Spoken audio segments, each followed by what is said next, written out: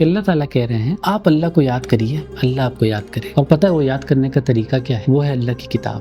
جو بھی انسان اردو بولنے والا ہے نا، اس کے لیے سب سے زیادہ آسان ہے قرآن کو سمجھنا عربی بولنے والوں کے بعد. آلموسٹ آدھے زیادہ لفظ ایسے ہیں قرآن میں جو آپ آرام سے سمجھ سکتے ہیں اگر آپ کو اردو آتی. جیسے اس آیت میں کہا گیا فَاذْكُرُونِي أَذْكُرْكُمْ، فَاذْكُرُونِي ورڈ سے آپ کو سمجھ میں آ رہا ہے کہ ذکر کرنے کی بات ہو رہی ہے. فَاذْكُرُونِي ذکر کا مطلب آپ کو معلوم ہے، اردو بولنے والے ہیں. فَاذْكُرُونِي أَذْكُرْكُمْ تو مجھے یاد کرو، میرا ذکر کرو، میں تمہارا ذکر کروں گا. کتنا کلیئر ہے، کتنا آسان ہے ایک انسان کے لیے سمجھنا. اس کے آگے وَاشْكُرُوا لِي شکریہ ادا کرو میرا. شکر کتنا ایزی ہے، کوئی بھی اردو بولنے والا بندہ اسے سمجھ میں آ جائے. اس کے بعد وَلَا تَكْفُرُونَ اور نہ کرو کیا کفر میرے میں.